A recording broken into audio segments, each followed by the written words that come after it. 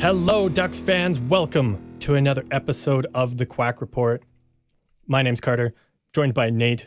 We're here just after the overtime loss to the Canucks on this Wednesday night, which we did a watch along for. Tons of fun, as always. Had a good balance, actually, of Canucks and Ducks fans. So that was a lot of fun. It was good engaging with familiar faces. It was good engaging with both sides in this watch along. So both teams embracing the tank for the most part too. Yeah, for the most part. And if you're going watch along, watch party, what are you guys talking about? So can I do one with you guys? Absolutely, you can. Next Wednesday when the Vancouver Canucks, when the Anaheim Ducks take on the New York Islanders, we will be doing that over on the Hockey Podcast Network YouTube channel as well, 7 p.m. Pacific start time for that one. Yep. Perfect. And just as well, I showed it off already on the watch along, but I know not all of our regular listeners were in the chat, but it's finally here. It's here. Mail day yesterday. Oh yeah. It's beautiful. Get the microphone out of the way. Ducks, no one needs to see my face either. Amazing. Ducks reverse retro with Ryan Strome on the back. Hell yes. Love it. Straight Stroman. Yeah. I haven't decided if I'm going to give it a spot on the wall or if I'm just going to keep it in the closet. I'll probably keep it in the closet because I'll probably be wearing it for quite a bit for the next few games because I like it. Even though the Ducks aren't wearing it anymore, but still gonna rock it. Ah, that's fair. Yeah. And you're saying, you do got some decent ones behind you there, so. Yeah, that's true. Yeah, it's hard to pick one, but personality-wise, no, I'm the same as I was. But yes, I did. I just took off my jersey. So, same here. I took mine off too. Yeah. So, yeah, just shaking things up. Andy saying, "Nice jersey. I love it. Thank you very much." Nate also has his reverse retro. He's had his for a while just because he didn't get a name plate put on it. Yeah. To wait a little bit extra for the customization, but yeah. It was good. A bit longer of a wait than usual, but it was well worth it, I think. So, it looks good. So I can't wait to come over and see it in person. Oh yeah, for sure. Are you wearing that one on Friday? Oh yeah, absolutely. So yeah, you can take a look at it on Friday when we go up to Calgary to catch that game in person, which will be super exciting. Yeah, it'll be good. Haven't seen this team in person yet, so. Yeah, we talked about that on the last episode there. Yeah, 4 seasons of covering this team. We finally get to see them in person now because there's not a pandemic or anything going. Yeah, I mean, I guess maybe technically there's still a pandemic going on, but like we're not all shut in our homes. How about that? Yeah, exactly. People are allowed to go to hockey games. Yeah, just as well because I mean it's no secret I'm an Oilers fan on here, and while we're showing off jerseys, and I know we got some jersey nuts in here. And we're not showing that. Double mail day for me yesterday. Well, I mean, this one I picked up. I got it done at a local place. But Oilers reverse retro with a Zach Hyman on the back. It does look good. It does look good. Yeah, it's good. We won't go full screen for that one just because it's less important on this podcast. So, yeah, but figured I'd show it off. But there you go. Yeah, I guess it was mail day for me also. Yeah. Oh, tons of jerseys. Today's all the jerseys. Episode apparently. Yeah, exactly. I went a little bit older, and I went with some Atlanta Flames. Yeah, part of that closet here. So. That classic collection, which it's kind of a shame you didn't go for the Ducks classic, but I mean you kind of already have it. So. Yeah, I got the actual like OG from the 90s. So I did think about it honestly, just for like the cut of it, but I'm good with the one I have, unless you want to buy the original one off me. It's tough. I don't know. I'd have to sell it to you for the price of the Adidas when it comes to cost. I know. Yeah. We got Rory in the chat here as well. I'm Vince Dunn now every time the Ducks get a point in the standings. Yeah, just losing is cool. We'll talk about that a little later. Also, Rory, we saw your essay that you left us on YouTube, which is we've both read it, and rather than just responding on there, we're gonna respond a little bit later when we get into that part of the episode. So stay tuned, or if you got to go to bed because it's late, which we totally understand, you can check out the episode afterwards. But yeah, we'll get to it. We'll I guess probably read the whole thing on air and give our thoughts there. So, but yeah, thank you for the comment on YouTube, much appreciated. On our last episode, yeah, that's what it was. Yeah. Andrew, you still have your long hair, Carter? Yes, I do. I did not cut that between now and the watch along. I buzzed over to his house in the minute, cut it off, came back. Yeah. And he's saying, y'all live in Canada. Yes, we do. Southern Alberta. Yep.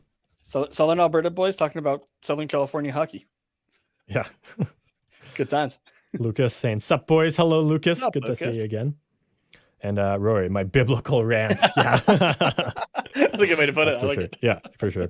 All right. Well, yeah, we got a couple games to talk about here. So I suppose let's get into it.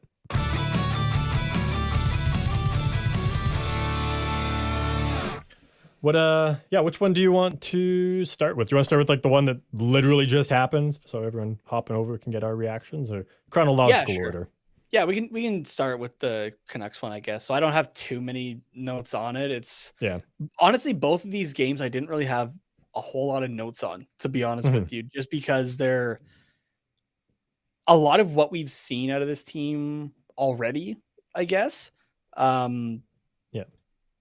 Like, not to say like not too many highlights, but just like nothing that really like stuck out, I guess, to me.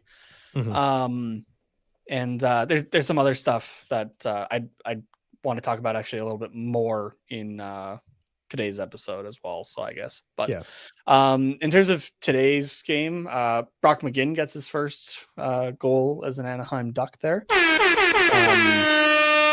Playing on that top line with was it Zegras and Strome, I think it is. And I'll even just double check their like them as a line, how much they played tonight here on moneypuck.com. Take a quick look here. McGinn, Strome, Zegras, 10:36 on the night for time on ice. Just kind of just the one goal for them, right? For that line. Okay. So yeah, no, that was I mean, it was good. Just win the face-off, put a shot on net, and McGinn just picks it up and puts it in. So yeah, that's honestly pretty good. Like if he can do that, every 2-3 games, that's I think decent for Brock McGinn. Like I think that's a decent expectation, I guess. Like maybe not if he's playing on the top line, but in some capacity, if he can just like be a active net front presence, I suppose. I think that would be good for him. So yeah, exactly. That line as well of McGinn, Zegras, and Strome they've been on the ice, I guess, for 2 goals now in the last 2 games. So early returns are looking decent for that line, which is not what I was expecting at all personally. But yeah, Rory saying that's AHL Brock. Yeah, I don't know. I'm still kind of feeling that. Like I think we kind of touched on it on the watch party stream there. There are let's be honest about this. There are players on this roster that would normally be playing in the AHL. Oh, for sure. Yeah. No, that's not a question. Yeah. And in my opinion, Brock McGinn is kind of one of those, or he would at least be like a bottom 6 guy. Right. Oh, not usually a top line guy. So yeah, unless he goes like full Chris Kunitz and just like 4th line grinders, somehow has chemistry with like one of the most skilled guys on the team, and it's like, okay, fuck, we're just gonna put you with Sidney Crosby / Trevor Zegras. Like that's it's possible, I suppose. I mean, like you said, that line has been on the ice together for 2 goals in 2 games already. So like. Maybe a little bit of foreshadowing there, but it's obviously kind of too early to tell. So, yeah, exactly. And to jump ahead really quickly, there were some comments from Pat Verbeek just the other day about McGinn as well and acquiring him and just kind of his thoughts on him. Verbeek likes his grit and competitiveness and thinks that they got good value out of his contract. McGinn being part of that Kulikov trade. I mean, Verbeek's the one who's figuring out like how to put this team together and whatnot, right?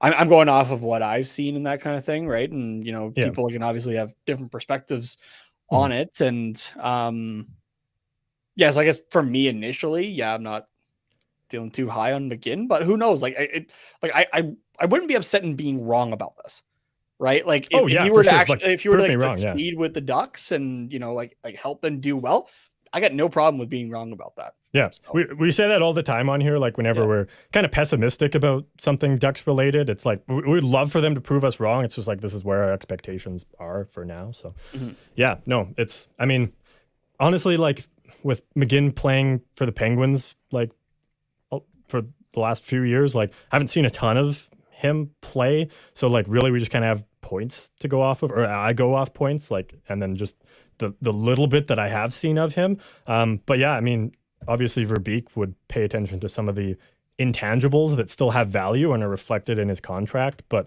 not reflected by any stats necessarily. So just kind of watching McGinn for the rest of the season, I think might just show where the value in his contract is. That yeah, you're not paying $2.75 million for 30 points a year. You're paying it for 30 points a year plus leadership plus defensive responsibility plus like whatever. I'm just making shit up. I don't know what those are, but yeah.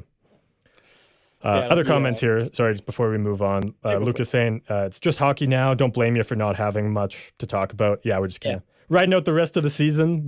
We know where the Ducks are going to finish. So yeah. Andrew, I'll go. I can't wake up my mom, or upstairs or next door by the wall. Yeah, that's fair. But also says Brock will be here with the Ducks.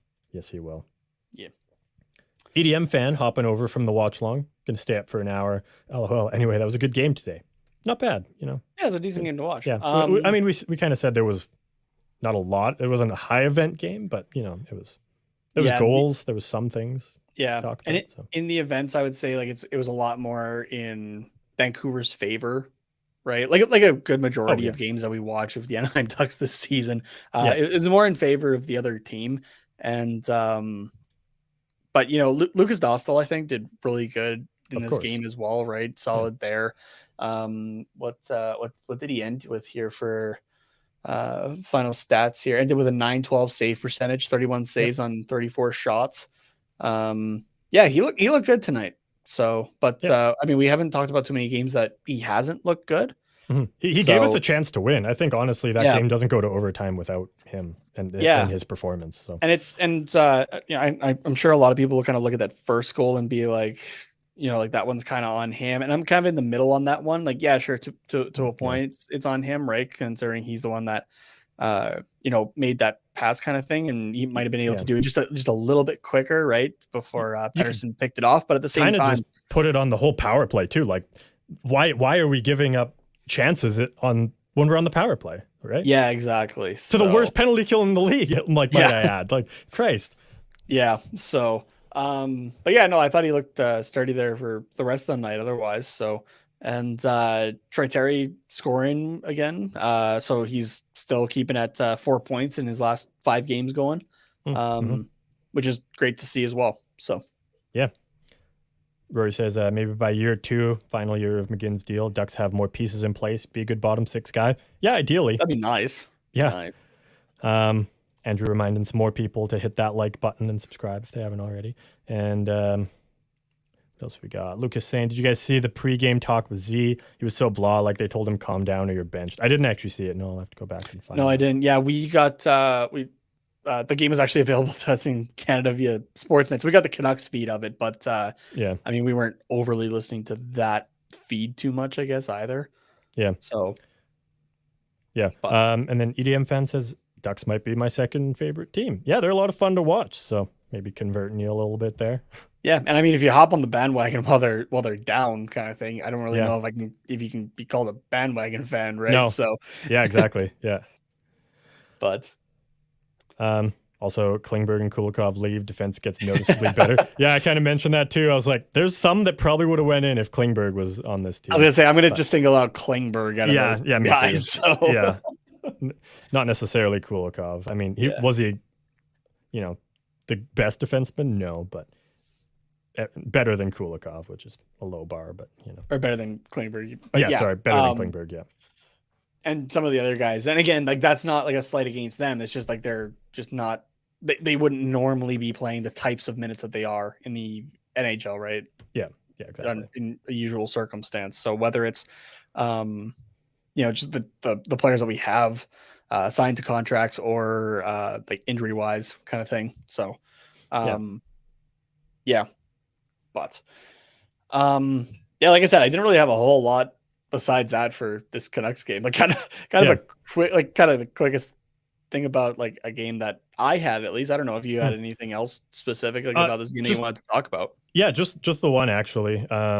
That I'm just double checking to make sure I didn't fall asleep at some point in the game. Yeah, no penalties in this game for the Ducks. So just good to Nice. stay disciplined. Especially shout out to Trevor Zegras for not taking a boneheaded penalty like he's been doing a lot recently. But just for the whole Mhm. team in general, you're not having to put the penalty kill to work. And I mean, there wasn't a ton of penalties anyways. There was really only the two for the Ducks that were early on in the first period, and they overlapped a little bit, and that was literally it. So, yeah, not a ton of special teams, but the fact that we could stay out of the box was really good to see, and hopefully we can carry that into the rest of the season, and keep the penalty minutes low, not at zero, obviously, but just Yeah. low.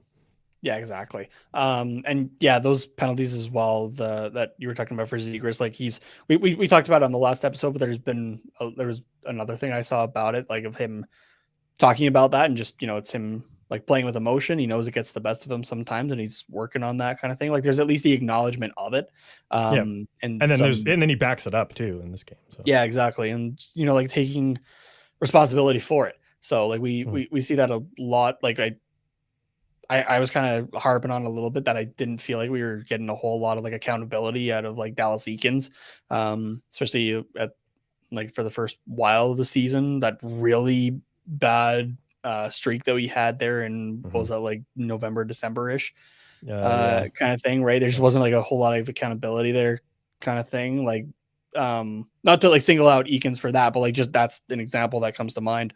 Mhm. Um, like we aren't seeing that out of Zegers, right? He's taking accountability, like of yeah, I know I'm taking stupid penalties, kind of thing, and like I don't want to hurt my team, kind of thing, and that's what I'm working on. So Yeah. that's good to see, and good to see that he's actually trying to put it into practice as much as possible, and like it's not going to be an Mhm. overnight thing. Yeah. I don't think anybody really expects it to be, but it'll come there. So Yeah, no, for sure. Yeah, I agree. So yeah, that's all I had for this one. I don't even think we said the score, but yeah, 3-2 final for the Canucks, just for anyone that might have missed it. yeah, 20 seconds into overtime. Yeah. Which So I guess we could talk about that too. Like Dostal didn't really have much of a chance on that one. Like it was just a snipe and just a absolute rocket by Miller. So yeah, like it was a good shot by Miller. They're getting two of the Canucks 3 goals in that game there, the first yeah. and the last one. Oh, So that's right. Yeah. he started the nail into the coffin, and then he finished the nail in the coffin. So Yeah. yeah, that was just a good shot. I get another thing that I'm not putting that on No. Dussel or No, anything not like really that. on anybody, So honestly. yeah, Like you lose the face-off, or Canucks get possession, and JT Miller just says, "I'm scoring with yeah, this is just how big enough the room. space is," and then the puck is like just a little bit smaller. Like that's it. So Yeah, exactly. yeah. So Andrew saying, "Now I'm out night." Good night, Andrew. Thanks have a good for night, bud. tuning in. Always good to see you in the chat. EDM fan. When does the live stream end? When I want it to end. Pretty much. When Yeah. I shut up. That's what it ends. Yeah, we usually keep these post game episodes to about an hour ish, a little bit more. So At most, kind of thing. yeah, Yeah. so we'll see. But So.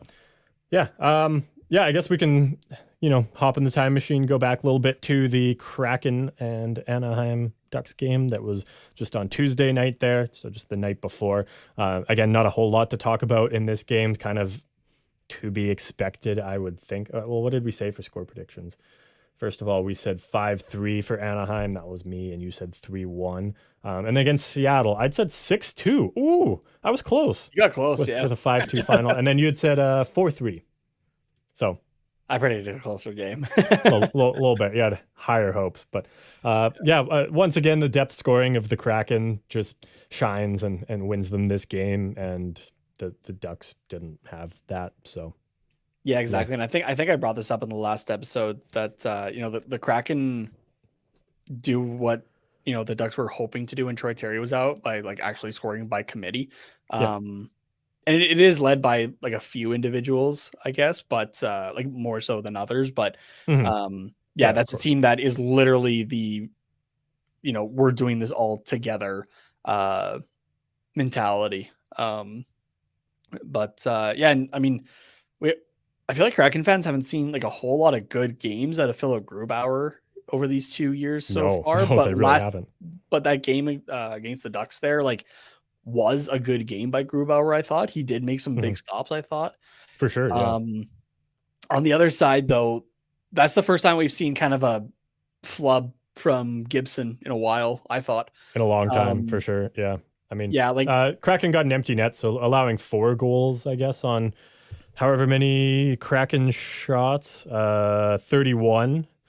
So yeah, not fantastic, but and like that's a light workload compared to what John Gibson's been used to this season.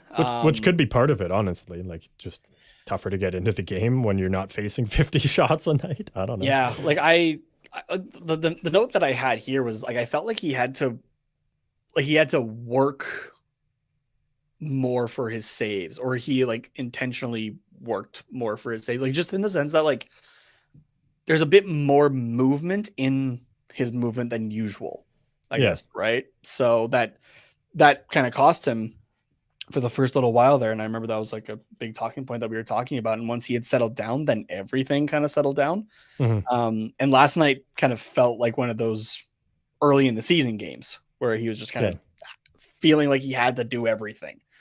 Yeah, that's fair. In a way, so in extending himself a little bit more. Lucas here saying, give the guy a break. He's got to be sore and bruised. Yeah, he's just living in the ice bath. Honestly, like we're saying, like, yeah, he didn't have a great game, but it's kind of hard to blame him when he's kind of just the backbone of the team and is the defense, really. Like, if we're being completely honest here, like, yeah, we still have, guys like Fowler and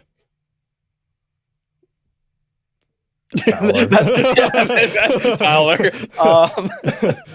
But yeah, no, it was just a rough night for Gibson overall. Like I have the note here, like specifically about that third goal against, right, where it like went off his glove and went up and landed behind him. Like that's a goal, or like that's a shot that Gibson usually has like in his sleep kind of thing that he's fumbling. So it was just. Yeah, it just didn't really. It wasn't his night, to say the least, and the stats reflected too. An .867 save percentage in that game. 10 low danger shots against. 2 of the goals though were considered low danger against him though. So that kind of gives which again we haven't seen that in a while. So yeah, exactly. So but just kind of gives you the idea of what Gibson was like in that game. So but again, yeah, we haven't seen that in a while, which I'll take that as a positive, because earlier in the season, we were seeing that way more often than the good games. So yeah, it's a flub every now and then is to kind of be expected, right? Like not like even, like Patrick Waugh, Martin Brodeur, they had their off nights, right? Oh yeah. So like the best have their odd nights. So it happens.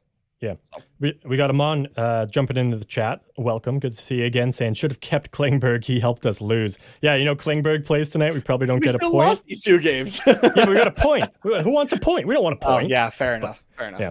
EDM fan. Bye. Good night.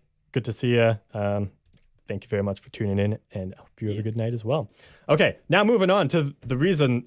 Or the talk of the town, like the reason that everybody's here for the episode, probably. Wait, can I answer this? Max Comtois.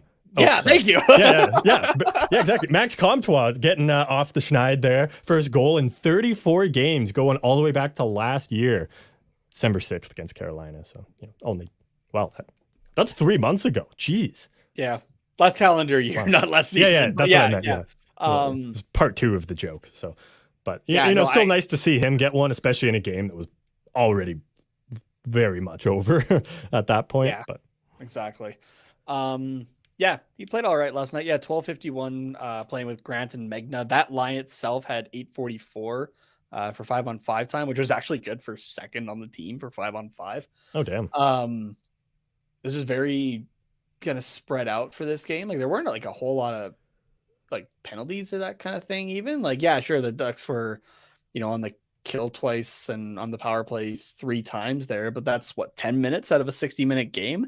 And the line that played the most there, what was it? It was McGinn, Zegras, and Strome, who we talked about already, playing 850 in that one. So only 6 at 5-on-5.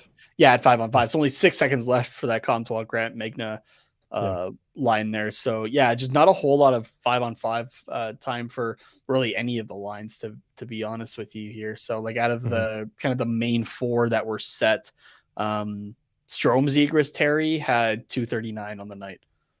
So oh wow, a little bit of mixing up kind of here and there, but like it drops off really quickly, like 239 down to 122, 117, 58 seconds. Yeah. And then you're just getting into, guys happening to be on the ice at the same time, like in the middle of shift changes. So yeah, exactly. So yeah, so there was that, and yeah, really not much else to say about this one. So moving on, right?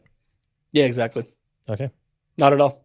Yep, no, there wasn't any like silky plays, silky goals, anything like that. No, yeah, nothing really spectacular of note. Trevor fucking Zegras, the beauty that he is, with one of the smoothest between the legs goals I have ever seen. If not the smoothest, like that was amazing. I was saying on the watch along that I was like, like the kind of like inhumane, like or not inhumane, like non-human. Call PETA. What Trevor Zegras is doing is disgusting. No. PETA hates me already because I post my steaks on Twitter. But like just like how it's like the not natural movements sometimes that you get out of video games, right? Like it's too fluid. That's what Trevor Zegras did in real life. The commercials for NHL that, like bring up the video game highlights and then show Zegras pulling off the move, they aren't wrong. This guy literally is pulling off stuff like a video game. Oh, absolutely. It's ridiculous. Saucy smooth, as Lucas puts it here. Yeah, exactly.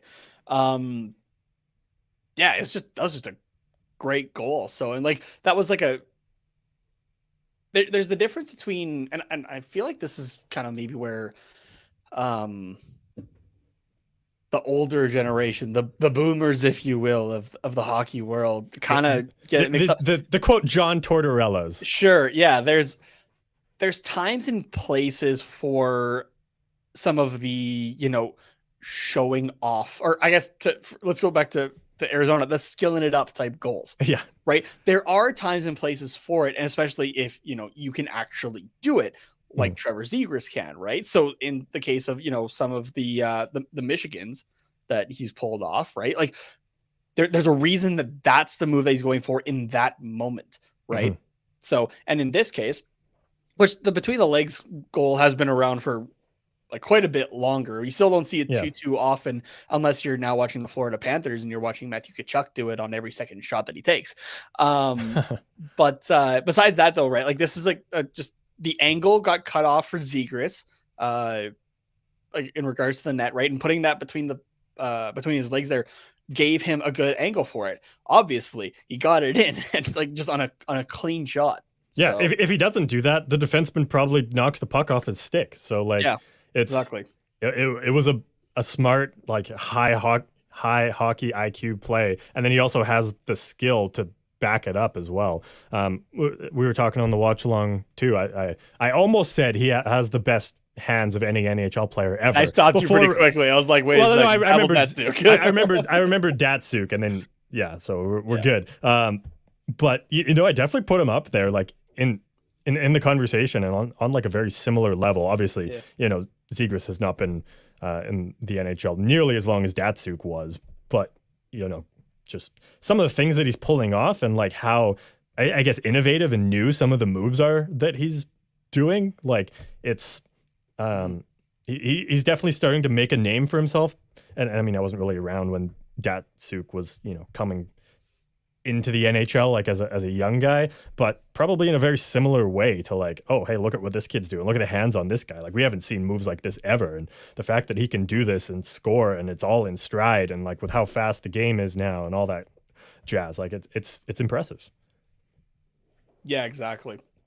Pavel Datsuk Rory, pulls a go ahead. Sorry. I was gonna say Pavel Datsuk pulls a brilliant move and everyone goes like, oh my God, look at this. Like Pavel Datsuk is great.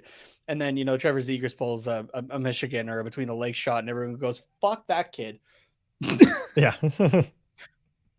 I mean, you're not wrong. Just tell me that you don't like fun. Okay. Just tell me that you don't like fun. Yeah. Seriously. Really. Rory says that whole sequence was crazy. He got it back on defense, but that sauce to Z was also just as pretty as the goal. Yeah, I mean, you got to give credit to the pass as well. Yes. Yeah, that was a sweet pass. So tape to tape and everything. So Rory, yeah, he does this, but then critics bring up his plus minus dumb stat in brackets. That's Rory and yes, me and Nick absolutely dumb stat. or some advanced 5-on-5 defensive stat to discredit him. So. Yeah, and you know what? Mean, that's another thing that he and Verbeek, which that's another thing that that's another comment later. But like the defensive game is coming for Zegras, right? Like any young centerman, the defensive game is not going to be just all-star level right off the bat.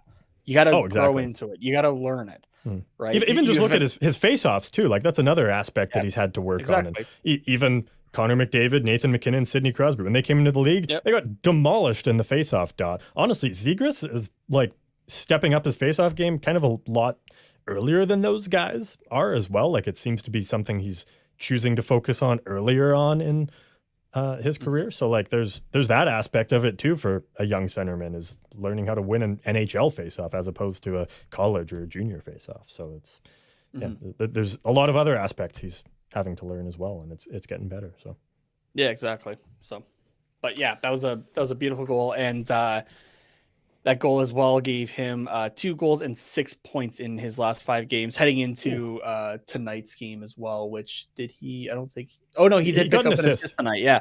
Yep. So yeah, I'd have to look at 7 points in 6 games, we can say. So yeah, I wanted to see what he had in his game that would get knocked out kind of thing.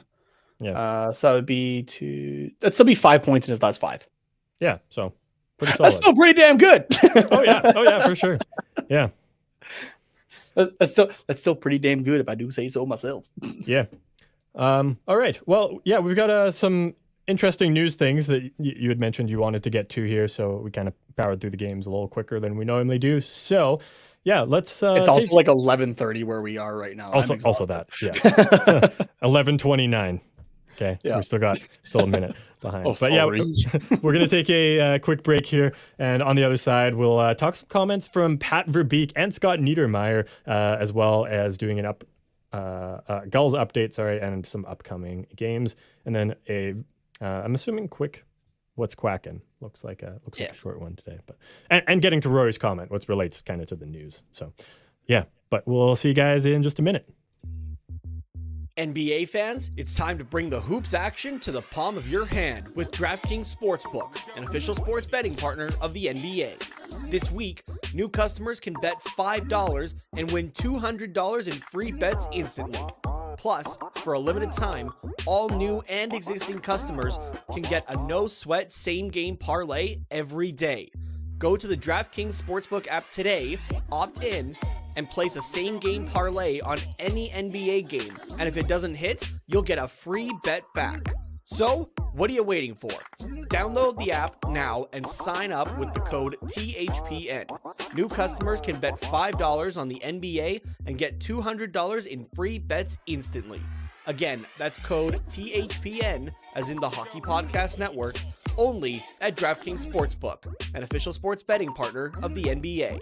Minimum age and eligibility restrictions apply. Void in Ohio. See show notes for details.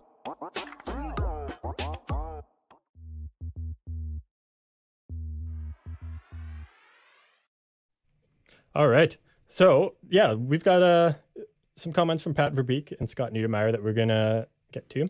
I've only seen like bits and pieces of these. I haven't seen the whole thing, so I'll kind of let you take the conversation mostly for these ones, just because I'm assuming you have a little bit more context. But yeah, go ahead. Take it away.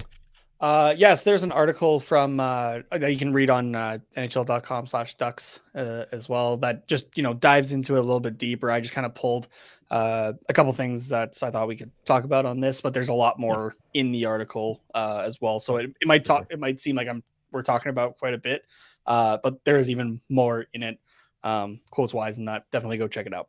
So yeah, Pat Verbeek and Scott Niedermayer spoke to Orange Alliance members on the weekend there, I believe it was, and just talked about the team this season, kind of going forward, and just kind of gave a little bit of a behind the scenes look. And if you're going, wait, like, why was Scott Niedermayer there? He is the special advisor to hockey operations. So he does have a job within the Anaheim Ducks itself. He's not just there for fan service. I mean, plus it's Scott Niedermayer. So yeah, exactly. So I mean, wouldn't be mad about it being for fan service, but yeah, there's a reason he's been showing up more to these functions. If you're wondering why he is, besides just alumni kind of thing. So yeah. There's one quote that I grabbed specifically, and that's Pat Verbeek talking about the season overall, and I think that's a good place to start. Yeah. He said, I think overall, with the way the team was penciled on paper, I would have expected the team to have done better than what our record is. I think early on with the team, and you're going to hear me say this a lot, the compete level wasn't at a standard of what I expected. I want us to be really hard to play against, and we were too easily pushed aside. We weren't competing hard enough to win pucks, so I think that kind of contributed early on to the record. I think as the season has progressed, we've certainly gotten a lot better in that perspective. There are a lot of things that different players and different teams have to go through, and they had to learn to compete harder.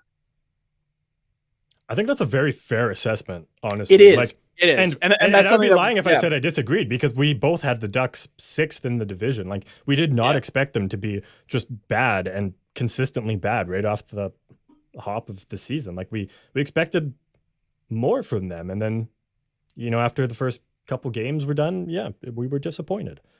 Yeah, and the compete level was definitely something that we had talked about for a while, right? Even to the point where you had said, like, if the feelings of the players start to show on the ice, that's when you get concerned, right? And we had gotten to that point in November, I think it was. November, December. Yeah, it was very early on. Yeah. So yeah, I mean, not to, say, oh yeah, the GM of the Anaheim Ducks knows what he's talking about. But he's right. Yeah. So just looking at it from, a perspective of now kind of thing, instead of like right in the middle of it, I guess. So I did kind of have to chuckle to myself a little bit here, though, from this one comment, and I do have something to show alongside it. But if you're listening as well, it's all good. So the one thing that Pat Verbeek was talking about was just in regards to the joke that we've had over the last few weeks, especially of Gary Bettman saying that teams don't tank. Sorry, Gary. They don't tank. Sorry about that. So, he was asked, about the idea of, improving the lottery odds for his franchise. And he said that he had no interest in tearing down his roster to the absolute bare bones in hopes of a better draft pick, to which I say, Pat, are you sure about that? Let's take a look at this lineup against the Kraken here. Your top line is Trevor Zegras, Ryan Strome. Those two make sense. And Brock McGinn, who before you had traded for him was shunned to the AHL by the Pittsburgh Penguins. He literally hasn't played an AHL game in 6 years. I hate that you keep bringing up that narrative. No. Yes, he was put on waivers, but he had not. Relating to this season, the Pittsburgh Penguins didn't think that at the time he was going to be, he wasn't the guy to help them be successful for the moment.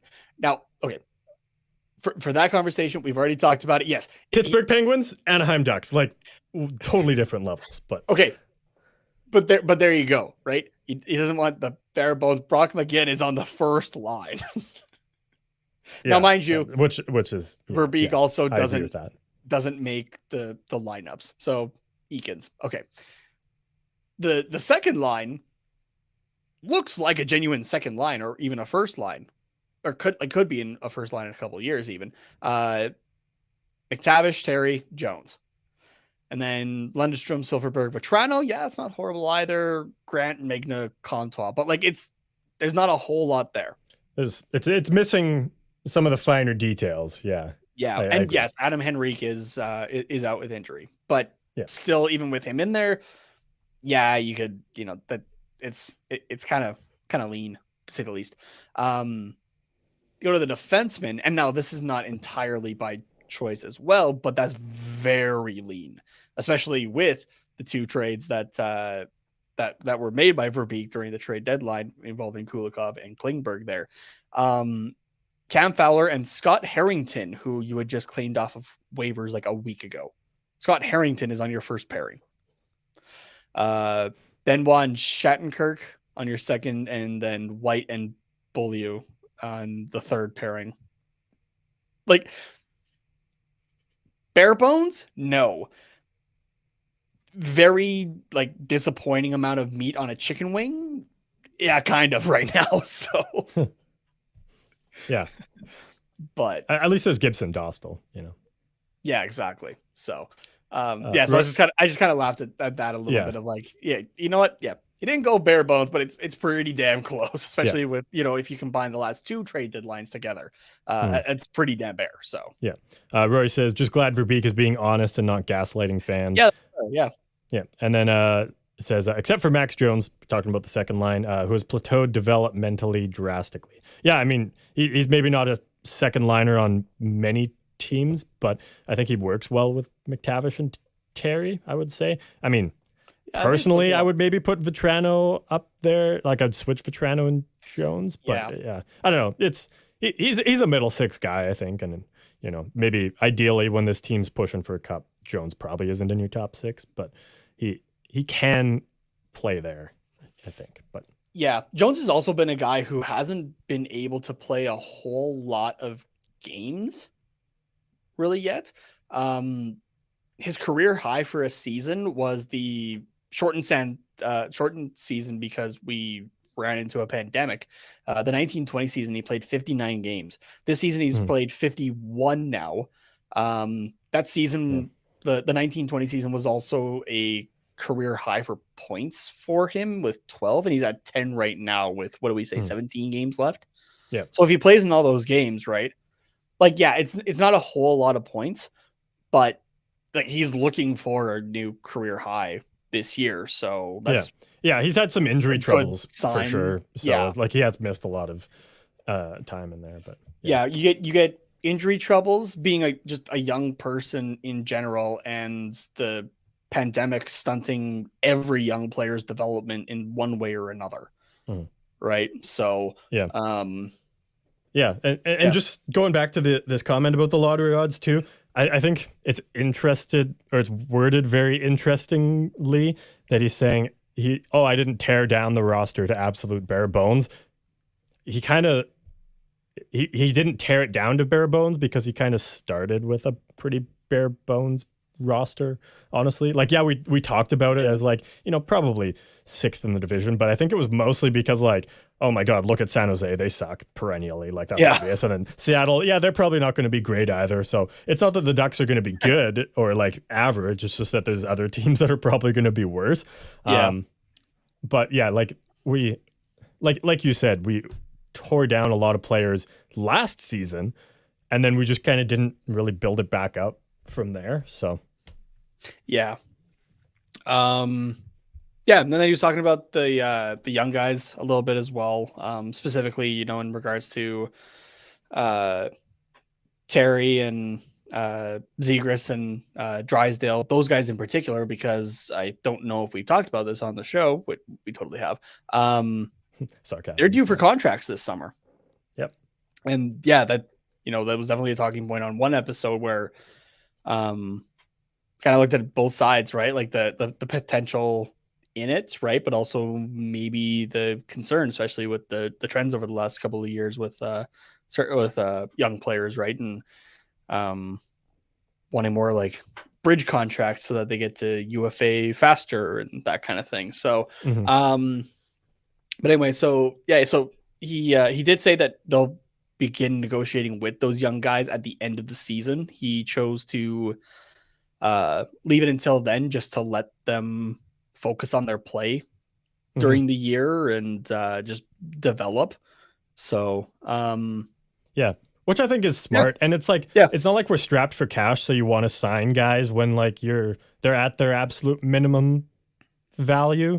Like obviously eventually we probably will be, you know, closer to the cap. So you'll want guys on value deals, but especially when these three are your core and like you want to give them a reason to stick around. So like you kind of want to make them happy by signing them to not like whatever they want, but whatever they want that is reasonable, I think.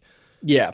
So like you don't want to squeeze guys for 500,000 and then either ruin that relationship and, when shit goes sideways next season, they want out, or you try and lowball them and they say, you know what, screw you.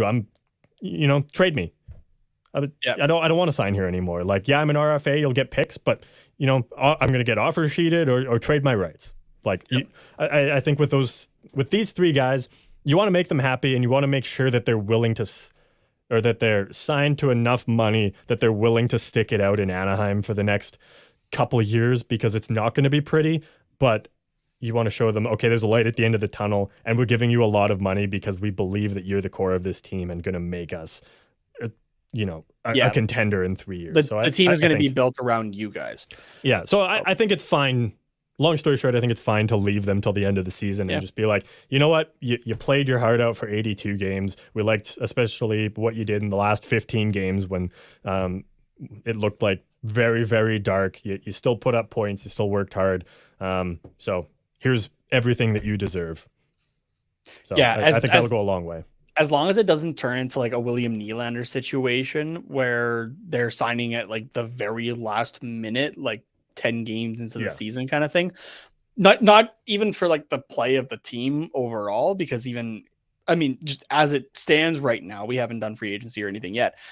As it stands right now, though, I'm not thinking there's going to be too much for the Ducks next year overall, right? Mm-hmm.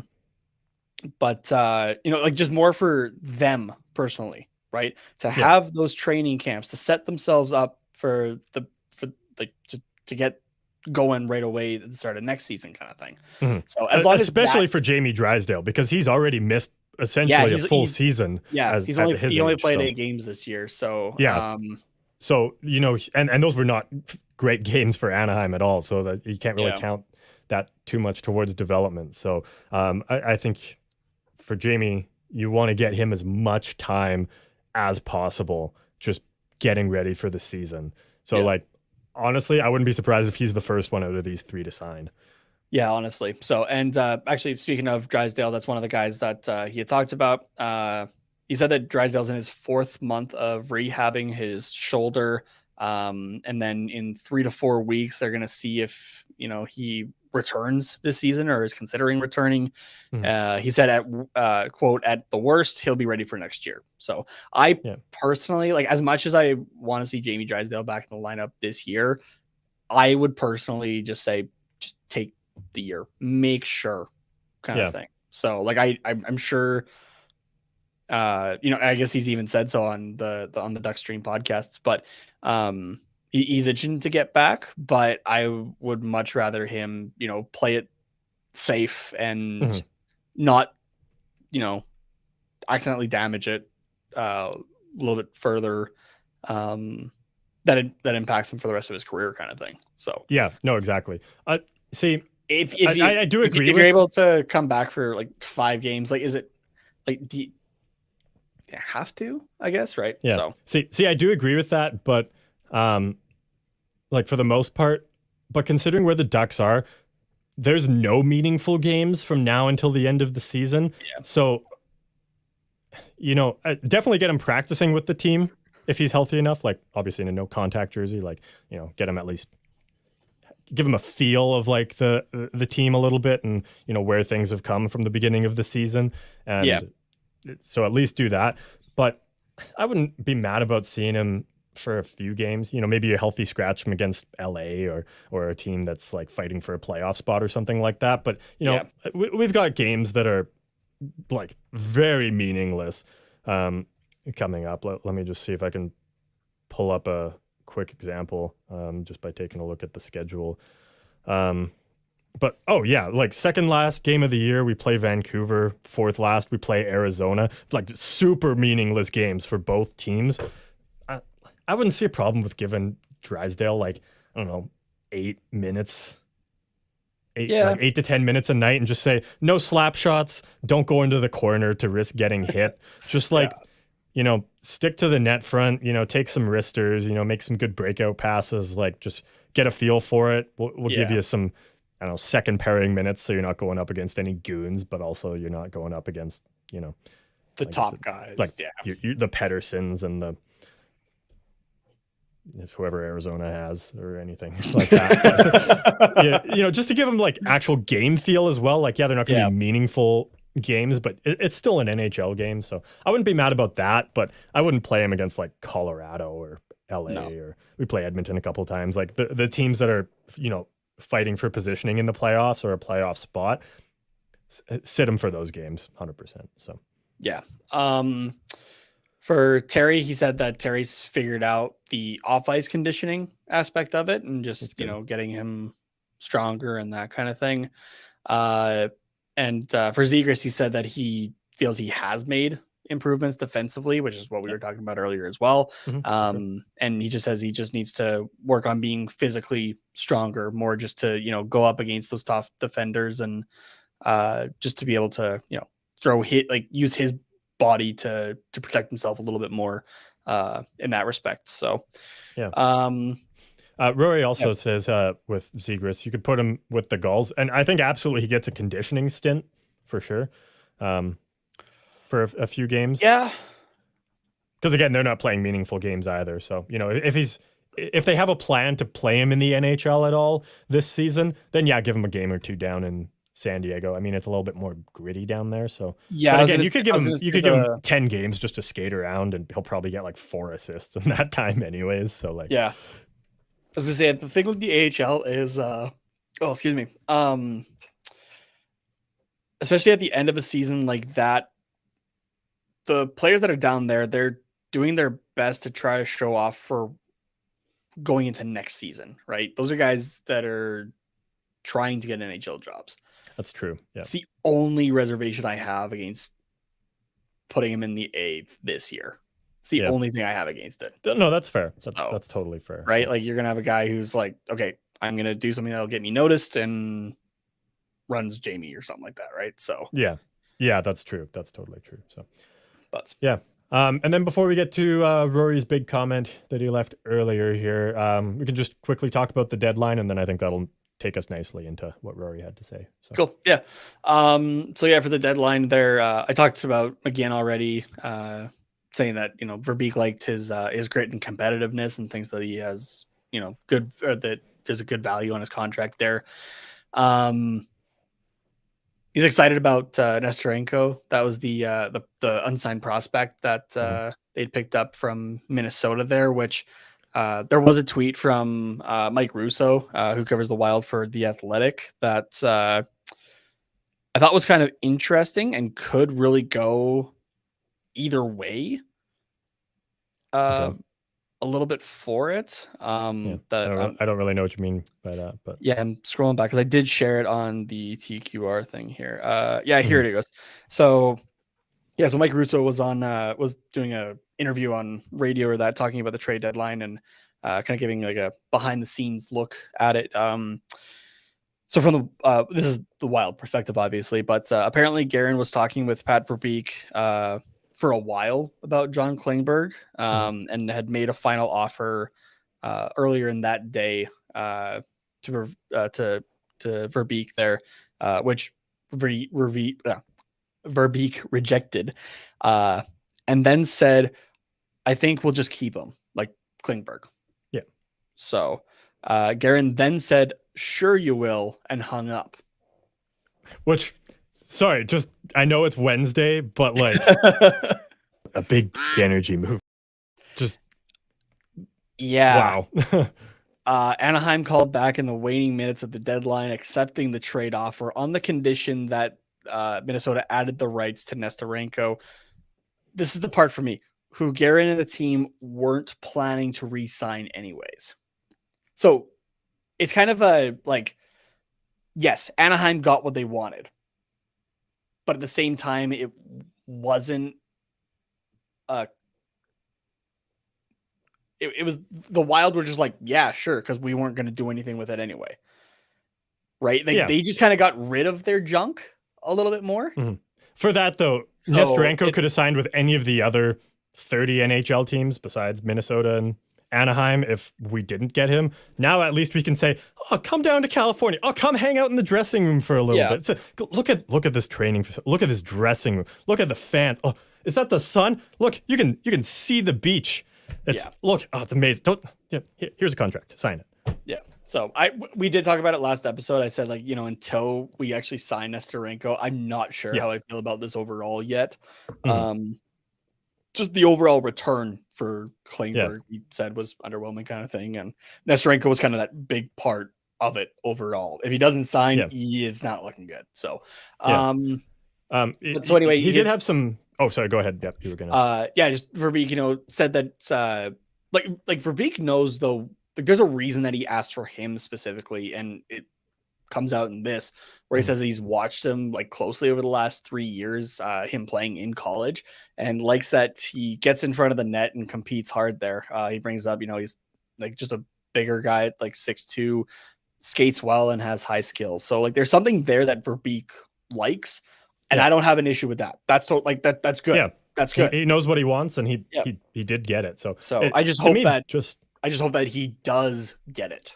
So to me too, that goes back to what that first quote that you read about what he said on the season overall, and I think it could kind of allude to maybe how Nesterenko could fit in with this team.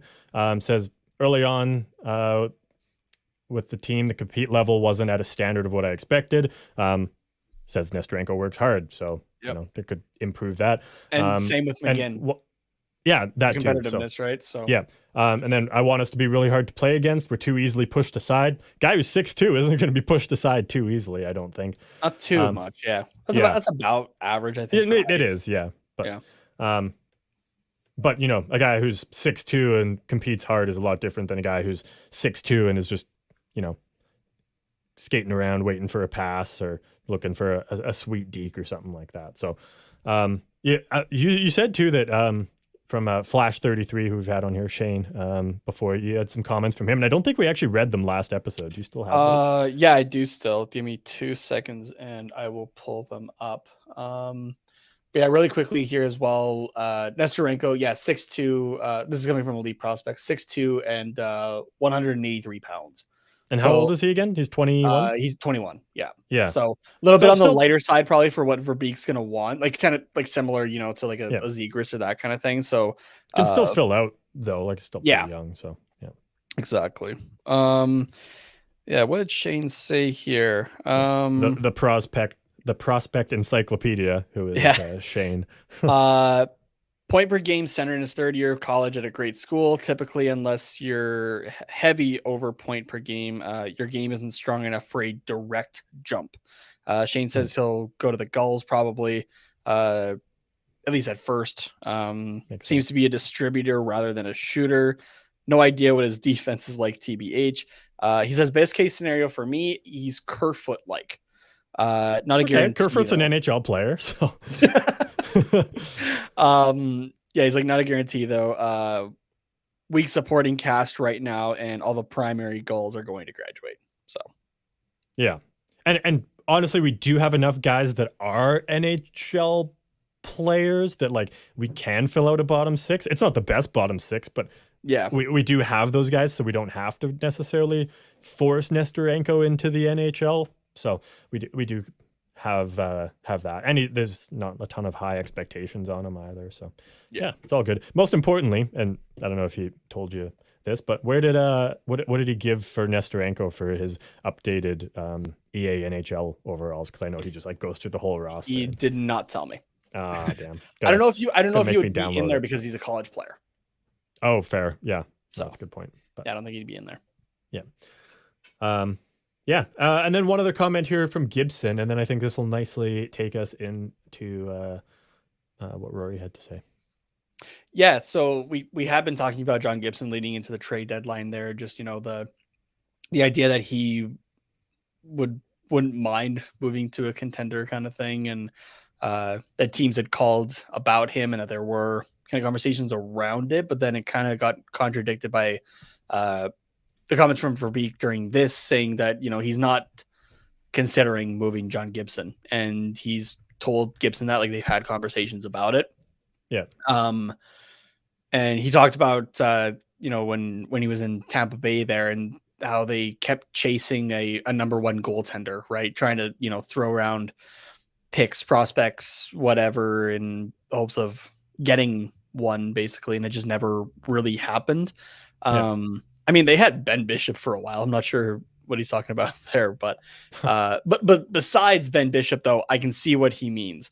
Yeah. Tampa did go through quite a few goalies until that point, right? Like how they had like a twilight of his career, Dwayne Rolison being that's right. one of the starters there at one point. I remember that. Yeah, that's right.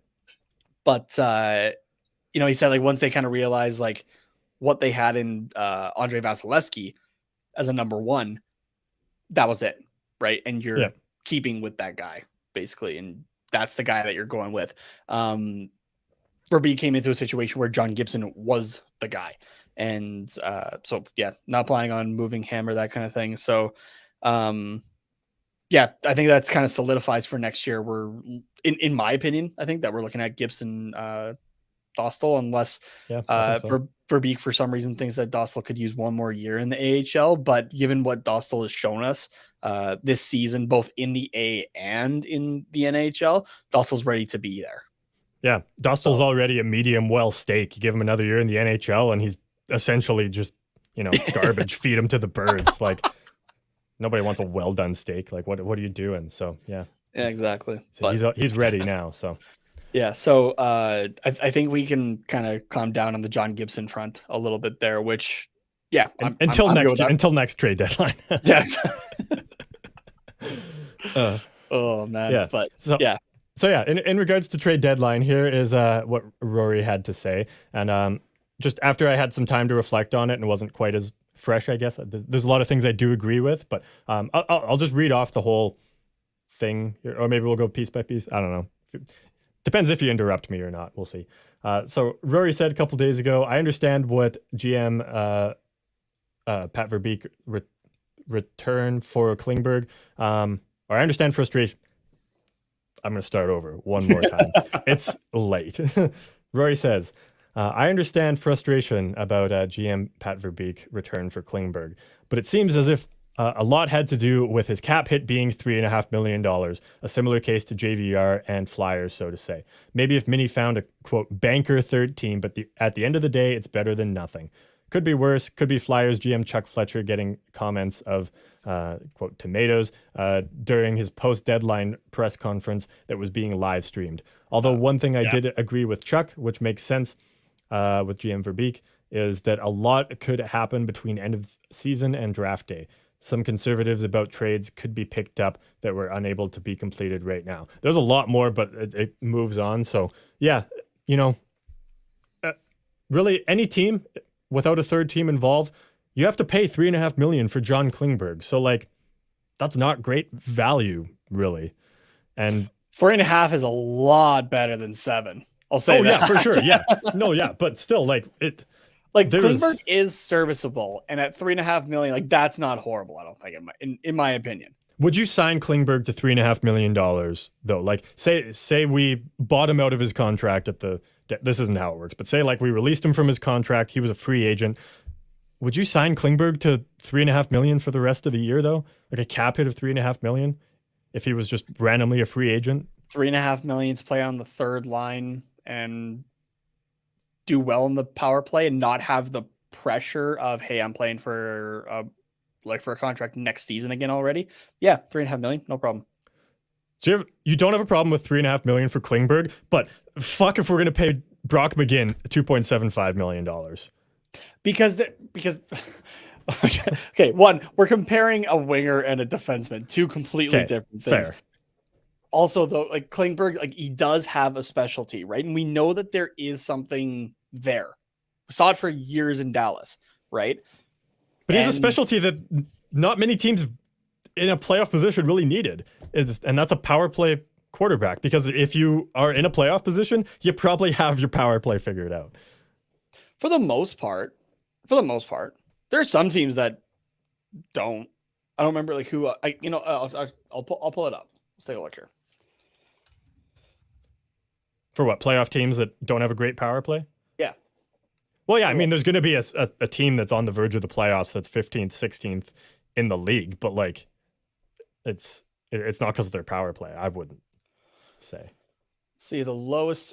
And This here's is a Rory. team that we talked about. The Islanders. They're at 17%, 29th in the league. Yeah, but they're a defensive team. If you're a defensive-minded team, you're not bringing on John Klingberg, even if he was free. There is zero universes out there in the entire multiverse that Lou Lamoriello brings John Klingberg onto the New York Islanders. There is no way that happens ever. You say that until John Klingberg just is on the ice wearing an Islanders uniform, because you're not going to hear about it until then.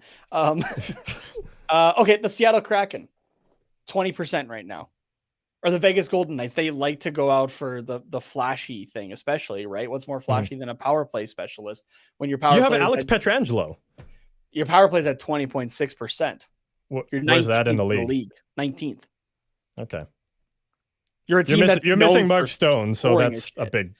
I don't think that the defenseman is the issue on the power play there. Seattle, yes, I could agree with that, but their strategy obviously was to not mess with quote perfection, or not mess with what's working. So yeah, and I get that. So that, yes, I could have seen that one. I will give you that, but it obviously didn't happen. So yeah. No, you're actually set there for Pittsburgh. yeah. I thought about that too, but then 21.1% for Pittsburgh's kind of. But yeah, like there are some other teams. Like Minnesota is currently at 12th in the league at 22%. Yeah, so I mean, there's obviously room for improvement, but like it's, yeah, I don't know. So out of all the teams, that one does make sense. But Rory also just kind of says here, like his main point on a playoff team that's cap tight, $3.5 million is a lot of money. Yeah, to that take is on. that is true. That is true. Yeah, so if you are doing that, it's not quite as, fruitful of a return, I guess. But yeah. Sorry to bring up Rory's second part though, especially for a rental till year's end. The thing is though, is what they gave up for it. They gave up a prospect that they weren't going to sign anyway, so they got something out of it, right? Kind of like the Ducks with Henry Thrun. They did an AHL move, right? Suster was in the AHL and he's still in the AHL with San Diego. And they gave up a pick in 3 years. They traded a 15-year-old that they don't even know who it is yet. Yeah. Right? Minnesota didn't really give up a whole lot, if you think about it that way. So, yeah, they took on the cap, but everybody's taking on cap if you're a playoff team, right? Or if you're trying to go to the playoffs. Yeah. There's teams that are within the rules. I will stress that. Within the rules, doing their best to go over the cap because they can. Yeah. Right? They're gathering that talent that most of the time deserves that type of pay to give themselves the best chance for the playoffs. Yeah. So, yeah. Going on here with Rory's comment here. Additionally, in regards to Hampus and Raquel, we did bring up the previous trade deadline. Like Nate said about this year's free agents and wanting to come to a team like Anaheim, would they want to stay in Anaheim? I don't believe the odds of Raquel and Hampus re-signing were going to be great, given the team's direction at the time. I'm sure Verbeek had a conversation with them prior to being dealt, if they intended on doing so. Also, another point would be more important signings of Terry, Zegras, Drysdale, etc. this year as well. Let's not forget Delorier was signed to a 4-year, $1.75 million, 12-team modified no-move clause by the Flyers, which, Jesus, yeah, I don't know what you got to be on to do that, but just your name is just Chuck Fletcher. You're not on anything. Yeah, fair. You're just a fucking dumbass. But yeah, no, it's a good point. Honestly, I think that it was just kind of boiling over. Like, wow, this team was worse than expected. Look at the pieces we lost last year. Wow, we could really use these this year, and like just. Yeah, it was kind of just a boiling over point, I guess. But yeah, you're right. Obviously they didn't want to re-sign. They wanted, especially like Raquel, like he just wanted to go to a good team because he hasn't really been there like on a good team first time in Anaheim, like for a very small amount of time, I guess. Lindholm was obviously ready to be just a powerhouse, and so Yeah. The thing go is to with Boston that, and do that. with those deals last year, like it was very public that, those players were on a separate deadline, right? Mhm. Because they were like trying to work on contract extensions. But Verbeek said, if we don't have one in place by this date, which I think was like a week before the deadline, if we don't have a contract by this date, I'm dealing you. Yeah, that's true. Yeah. So yes, you get something for them, right? Mhm. But maybe you could have been able to do something Mhm. in that little bit of time, right? Yeah. Because you kind of forced the hand. There's like, okay, you know what? No, like especially for like Manson, right? You go to Colorado, you win a cup. Yeah, I want to stay here now. Yeah, exactly. Yeah. So Yeah, of course. Yeah. but like that's not supposed to be like a jab at Verbeek and his ways. I'm just No, saying, like, yeah. it might have been different if you're not setting that deadline Yeah. in But I like mean, that if far in advance, I guess. yeah, I mean, if everybody knows that though going into it, then by the time you get to that already, that pre-deadline, I guess, if you're not signed, or if like you want to sign but you're like trying to play hardball, then you'd be like, okay, fine, yeah, I'll sign because I don't want to be dealt. Like by setting that deadline, it's just giving you the time to move them. But so Mhm. yeah, And then they go to Boston and to Colorado in the case of Manson and Lindholm specifically, right? Yeah. Who are good teams that make the pushes, that go kind of thing, right? And you get a taste of, or you are on the grass that's greener, and and you go, oh, okay, you know what? Like, yeah, I guess I'll sacrifice the beaches of California for the snow in Boston. Yeah. So Yeah. or the altitude in Colorado. Yeah. So Rory elaborates here as well. But in their point of view, what would be the benefit of staying in Anaheim when they could go to a team that gives them a better supporting cast going into their prime years of their careers? Yeah, no, yeah, like really, it just makes sense for the players. Absolutely. Yeah. from a play standpoint, absolutely. But there is also the factor of just where they live, what they're able to do, kind of thing, year round, right? Like, Yeah. a little bit of a different context, I guess, but I think it still kind of applies. A lot of NHL players it sounds like, are wanting the All-Star games to be in nicer climates.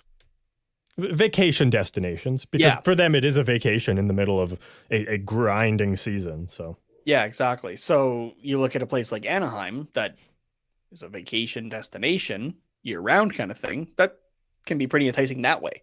it can be, yeah. Right? Some players like the or don't mind like the other climates, but yeah. So comparing it to the All-Star game is different because I don't mind living in Canada, but I'm not going to go vacationing every single year to Edmonton. I mean, I do because that's what I can afford. But like ideally, if I'm making millions of dollars, let's say, I'm not going to go vacationing to Edmonton on my like 1 week off in essentially a 6-7 month just grind of a season. So like, yeah, I would want to go to Florida too. Like, yeah, it like in that sense, it just kind of makes sense. But I wouldn't mind being in Edmonton during the coldest points of the year. But if that's what I live day to day, then I'm not just going to go, oh, it'd be a fun vacation idea. Let's go further north.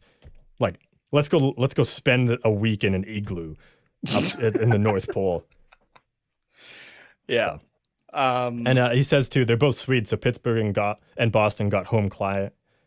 Let's try this one more time. Got home climates, colder and snowier, and closer, technically closer for family visits. Yeah, I guess so. Yeah. Yeah, just technically. So, yeah. Yeah, and like Anaheim's also just an interesting place in the sense that like actually, okay, sorry, let me start this way. Hockey players are really interesting in the sense that they are very out there kind of people in the sense of like what they do, right? Like you're watched by millions of people each night or that, but are for a large majority right now, and I think we are seeing a change in that, very to themselves type people. For the most part, yeah. Right. And Anaheim is kind of a place that you can do that, I think, right? Because like yes, you have like a very loyal fan base in Anaheim. That's for sure. Right. But it's also a place that, like, my understanding of Southern California, from the times that I've been there and just what I've heard, is that like Southern California specifically has a very relaxed way of life. Oh, for I sure. guess. Yeah. Right. Like it's a lot more about taking the best care of yourself, I guess, a little bit. Yeah. Like life and lifestyle is more important than like money and that kind of thing. I don't know if I'm using the right words, but you kind of get what I mean. It makes sense. Yeah. Like, just, thinking about like the difference between California and New York. Like New York is like, no, you go there and you work and you grind, and like your whole personality has to be, I work in an office, and then I work in a coffee shop, and then I go home and do more work. And then besides that, it's commuting and trying not to get pissed on by a homeless person. Whereas in California, you're like, yeah, you know what? I'm going to just take the afternoon off and go surfing and let homeless people piss all over me. Kind of. Not really. But I was trying to make it very drastically different. But you're right. It is more relaxed. So yeah. So that's like kind of the thing that you have to sell, I think, especially right now. So. Is the lifestyle for sure. Yeah. Yeah. Yeah. And then just finishing off Rory's comment here. I think free agents and trades will be dependent on their draft position, as potentially getting Bedard would pique interest in some players wanting to play in Anaheim. Ducks have Zellweger and Mintyukov on the back end, who, if not starting with the Ducks next year, for sure AHL, and most likely will be up by the halfway mark next year. Injuries on defense are bound to happen. We can see this year you can never have too many defensemen. So, yes, Nate, would you like to clarify that when we get Bedard, not if? No, that's not what I was going for. I was just going to give you a prime example, though, of that type of thinking. Yeah. Milan Lucic and the Edmonton Oilers, baby. Yeah. Yep. He's not wrong. And still somehow he got 7 years by, what was it, $7 million? 7x7 or is it 5x5? No. No, it was 7, right? Edmonton's retaining 2 on that. Jesus Christ. Peter Chiarelli and Chuck Fletcher should never be in charge of an NHL team again. No, they really unless it's the Edmonton Oilers or the San Jose Sharks, then I'm totally fine with that. Yeah, that's fair. But yeah, no, it definitely makes things more enticing too. And yeah, it's a factor. It's something that players pay attention to. Hell, it worked with Strome this year. He was like, yeah, I think there's a lot of good young guys in Anaheim coming up, and I want to be there playing with them.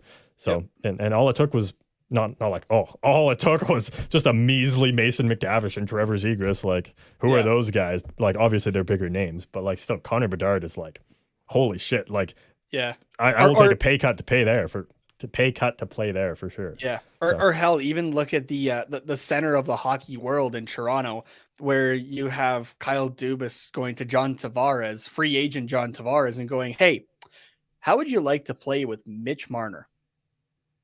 And that's a major selling point in getting Tavares in Toronto. Yeah. So. Yeah, exactly. And then last thing here, honestly, only until this season ends, in brackets, hopefully, a new coach is hired, draft and free agency come and go, will we be able to see fully where this team is heading? Especially as there's one more big domino to fall, which is Gibson's departure, and when that happens and what the return is coming the other way. Like always, enjoy the podcast, and we enjoy your comments. So thank you very much for that, Rory. Yeah, thank you. Yeah. He kind of touched on the prospects as well. Just at the very end there, Verbeek and Niedermeyer had a couple other quick things to say about that, just that they were excited about the defensive prospects that were coming up, and there's good reason to be. So. Yeah, I think Verbeek had said in it that he definitely looks to Niedermeyer to give the defensive analytic side, I guess. And what Niedermeyer sees there, just being a fucking Stanley Cup winning Hall of Fame defenseman. Probably a good guy to go ask about your defensive prospects. Yeah, probably decent. Yeah. And then as well, I think we talked about this already, but he just kind of reaffirmed that prospect Jackson Lacombe will join the team, the Anaheim Ducks specifically, once college is done for Lacombe this season. So we'll get to see Lacombe in a Ducks jersey this year, it sounds like. Nice. Probably same thing as McTavish, playing for the last 9 games of the season just to see what you got in him, and get his feet wet so that potentially and highly likely probably he can be on the opening night roster come next season. Because he's 21 already. 21 as well. Yeah, we drafted him in 2019 second round, so high second round. So get his web duck feet wet. Yeah. And Rory also says, looking back, Gibson would be a good NHL mentor for Dostal to transition from the AHL to the NHL. Like I think we've kind of already seen. So yeah, for exactly. sure. Okay. Let's do some upcoming games really quickly. We've mentioned already Friday we'll be up in Calgary to see the boys play in person there. Hopefully get a big dub there, and ideally the goose egg for the Flames, because fuck, I hate the sound of that horn. It drives me up the wall. That's my own personal hell. Seriously, like if I, God forbid, hopefully not, knock on wood, end up in the downstairs basement come the afterlife, then that horn is just going to be on repeat, just blast like nonstop. I can't stand it, man. That's your worst one. Okay, is it because it's Calgary? Yeah, or pretty much. Okay, because I'm like, that's not the worst one out there. Like, no, it's not. Stepping back, that's not the worst. You are missing like Winnipeg, Washington. Yeah, no, objectively, it's not the worst sounding. It's just like is so associated with pain and suffering, and just like instantly throwing me into a depression. Then it's fair enough. It's perfect.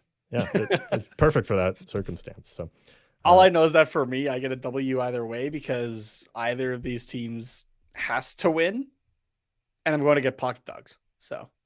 Yeah, it's true. Rory says, thank you guys. Appreciate the response. Anytime. Always happy to answer that. If I had the money, I would eat my weight in pocket dogs at that game. So fucking good. Yeah. You should buy a lottery ticket. Don't you do the draws on Friday, so then you can find out how many pocket dogs you can afford to buy. No, if I get a lottery ticket and I win, that's straight to the Calgary team store. And pocket dogs. And pocket dogs. Yeah. Get as many pocket dogs as you can carry, and then buy one of every jersey that you could possibly. No, actually, you know what? It right away goes to, okay, who can I partner up with? I'll be the Ryan Reynolds in this situation. Not that I, have the fame or clout or anything like that, but like, hey, I'll be a small minority owner in buying the Flames. You'll be his sugar daddy. You'll be Ryan Reynolds' sugar daddy. Or the equivalent of his sugar daddy. Sure. Right. Wait, Ryan Reynolds' sugar daddy? Or is Ryan Reynolds my sugar daddy?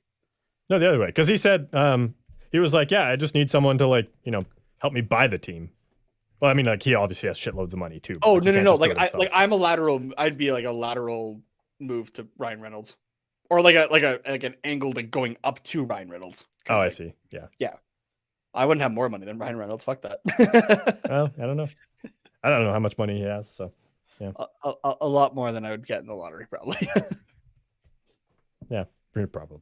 Yeah. But, yeah. Anyways, so long story short, we're going to be in Calgary, stuffing our face full of pocket dogs and enjoying this game. So how do you think the score is going to end up for this one? By the way, we didn't get the Seattle or Vancouver ones, but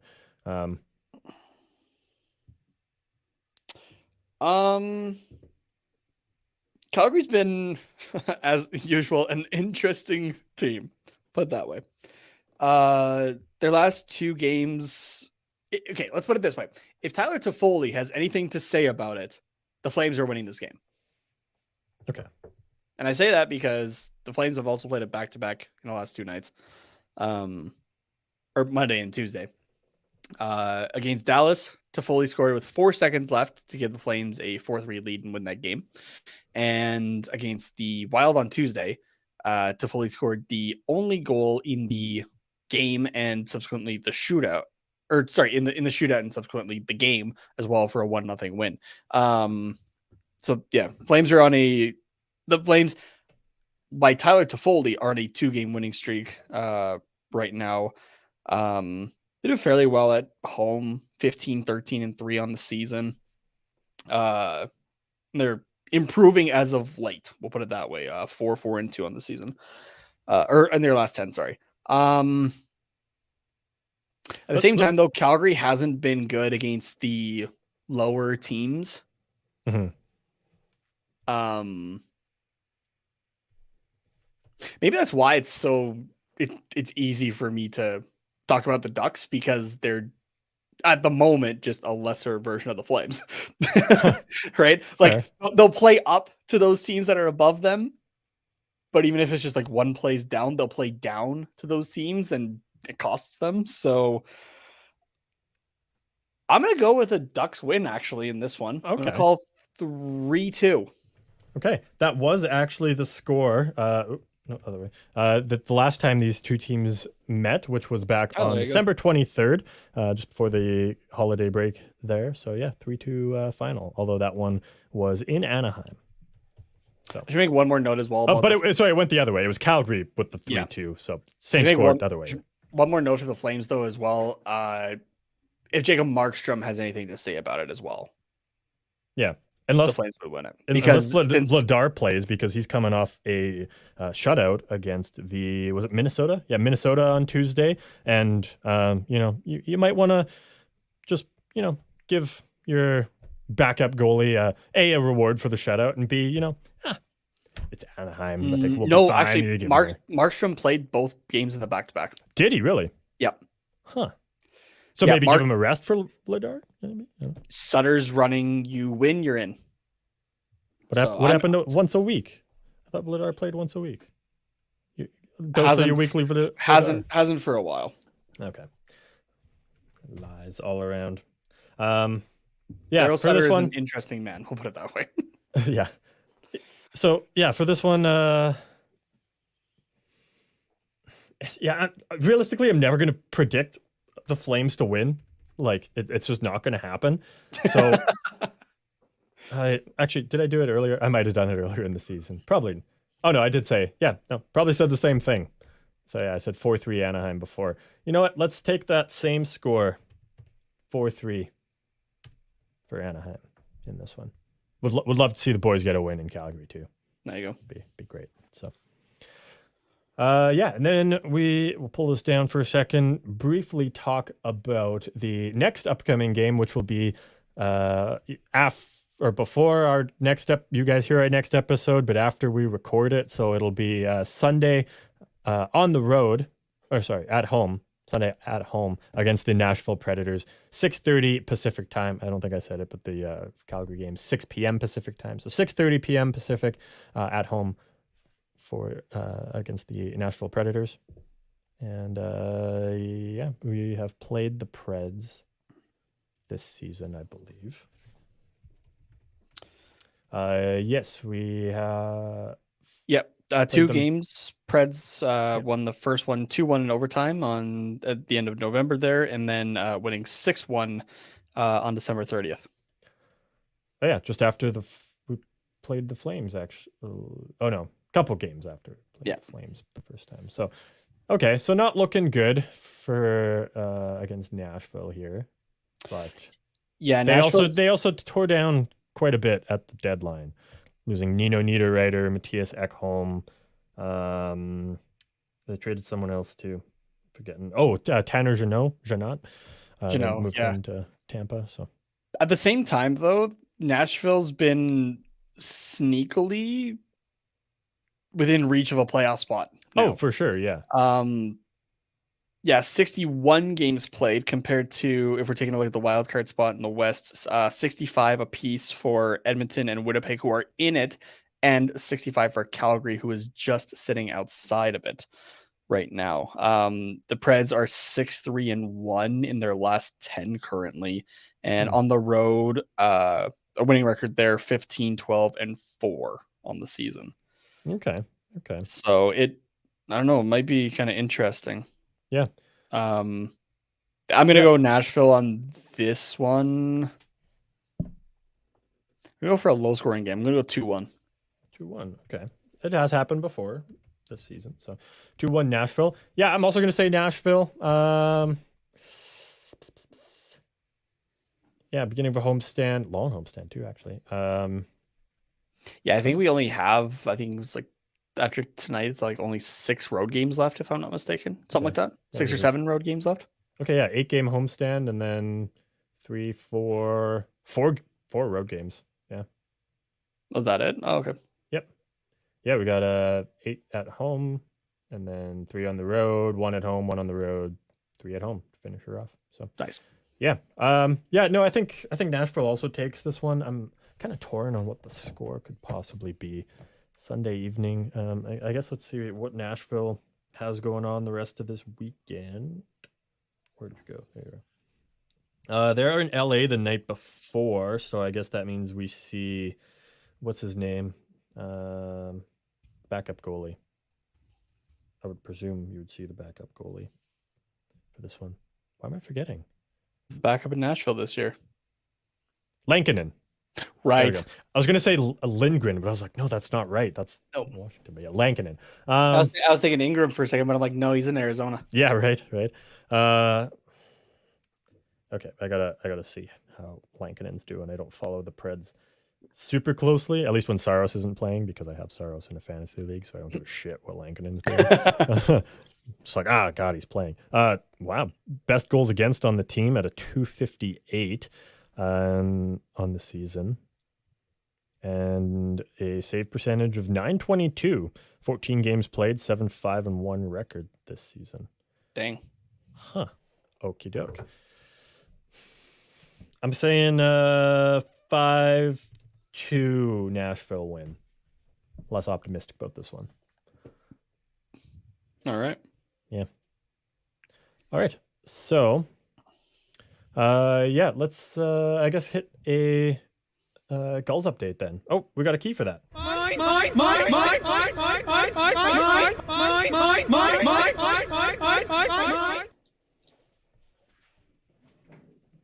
While the 2 Ducks games that we've talked about this episode have been both losses, we're only talking about Gulls wins this week, which I don't know if we have done that yet this season, to be honest with you. No, to be fair, it's only a couple games. Usually we have 3 or 4 to talk about. Two so games, it's a two little games bit played, tougher, but it's only wins, and specifically overtime wins, specifically against the Roadrunners from Tucson. Nice. Got a 3-2 win on the third there, and then a 2-1 win the next night there. So, and we only have 2 games this week as well. Friday they'll play the Henderson Silver Knights, and then Saturday they'll play the Henderson Silver Knights as well. And both those games are in San Diego. So with those 2 wins on this against Tucson there, the Gulls stay in 10th place, but improve their record to 17-39-1 on the season. A little bit more respectable. Yeah, slight bit. Your top 5 players, you can kind of just go with it at this point, except for one change, which actually, you know what? Sorry, let me bring up, because I did not catch that at first. Pull up the website here. My bad. Sorry about this, everybody. I made a mistake. There we go. Yep. All right. It's okay. I missed it too. Yep. So Bo Grew is in 5th spot right now, 29 points. Michael Delzato has 32 on the season, and that is 22 of those with the San Diego Gulls. Nicholas Brouillard is in 3rd spot with 34 points, and tied with him at 34 points in 2nd spot now is Dylan Sikura, who we acquired in a trade with the Chicago Blackhawks. Just again, minor league deal. That was the one for Hunter Drew, if I'm not mistaken, off the top of my head. I think so. That sounds right. Yep. Yeah. Okay. So yeah, he puts up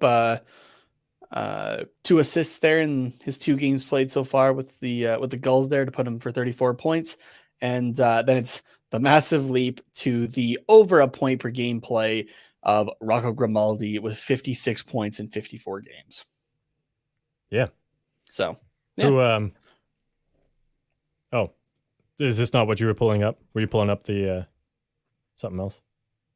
Oh yeah, no, I was just pulling up these stats because I wanted to take a look at Sakura's individual for San Diego. Oh, I see. Okay. Okay. Well, I also missed this back on March 2nd, and evidently you did as well, because I don't think we've talked about this yet. But the Gulls actually traded Rocco Grimaldi to the Rockford Ice Hogs, along with they traded Grimaldi and forward Logan Niehoff. Not sure about that one. To the Ice Hogs in exchange for future considerations. Which, I mean, Grimaldi only signed to a 1-year deal, and so we'll get something out of it. But so we really dipped to the points. So the newly acquired Sakura is actually first in points on the team with 34. On the active roster. Oh, yeah. Okay. Yeah, I just noticed the little X beside his name, and I was like, yeah, I just noticed. I think that means he's not on the team anymore. That is exactly what that means. So in that case, then you have a 2-way tie for 5th spot between Pavel Regenda and Braden Tracy with 24 points. Apologies, everybody. Yeah. So totally missed that. I don't know if. Yeah, I mean, I'm sure we can eventually find the future considerations on the trade when that comes to light. But if there is anything, it's probably nothing, honestly. Yeah, I mean, when we're trading in the AHL, like, it's not really weird. Like, we might get a prospect, or I don't know. I guess the AHL doesn't have a draft because it's mostly funded from the NHL. Our signings. So yeah. So let's take a quick look at our goalies here. Ole Eriksson Ek has 18 games played now on the season with a 475 goals against, a 849 save percentage, a 2-12-0 record. And then Gage Alexander's at 6 games played now, a 269 goals against, a 911 save percentage, a 3-2-1 record. Currently the only goalie to play for the Gulls this year with a winning record on the team. Yeah, which is kind of impressive. Honestly, yeah. That's what's going on down in San Diego there. We're running a little longer than we planned to. It's late for us. It's late for you guys. So yeah, I think we'll just skip the what's quacking for this week. It's just catch a you next minor week. thing. It's all good. Yeah. We can say that Rory's comment was a what's quacking because it was a good in-depth little mailbag thing there. So I'm good with that. Thanks again to Rory. If anyone else has anything that's itching to get out of their brain that they want to dump on our one of our YouTube videos or DM us at Quack Report Pod is where you can do that. Twitter, YouTube, Twitch, Instagram. That's the other one. Yeah. Thanks. And then at HockeyPodNet is where you can follow the network, except on YouTube. It's at THPN, where you can catch our watch along, which we will be doing against the Islanders next Wednesday, 7 p.m. Pacific time. And yeah, I am at Carter_Potts_97 on Twitter. Nate, where are you? At Tate Namas on Twitter, TATENHOMAS. Beautiful. And sorry, a couple extra comments. And you can see me on Twitter, as my girlfriend puts it, engaging with the trolls. There you go. Yeah. or poking the trolls. I forget what she said today. Kevin says clocking out in 8 minutes. Let's go, which was 13 minutes ago. He said that. So you're out of there now. Yeah. But he did have one question as well. Was wondering, are you guys following the World Baseball Classic? Canada has a decent team. I'm not a baseball guy. I know you kind of follow the Jays, but are you watching this one? I'm not personally right now. So it's you're a Jays Dodgers guy, I guess, right? Those are your couple. Little bit Dodgers, I guess, just from growing up watching my stepdad watch them, kind of thing. But I'm just trying to get more into it as a whole, kind of thing. So my watch has already been going off with spring training game results and whatnot. So, not heavily invested, I guess we'll say that. So it's been hockey and box lacrosse for me. So pretty usual, I guess, but yeah, cool. Sorry, Kevin, don't have much else to add there, but hopefully I think I saw something about Canada's jerseys this year. I think I saw that, and you would see about the jerseys. So yeah, exactly. Yeah. All right. Once again, we are at Quack Report Pod on all of the things. Thank you guys very much for tuning in to this episode of the Quack Report. We'll be back Monday to talk about our time in Calgary. Hopefully it's a good one, and we'll see you later, and go Ducks go.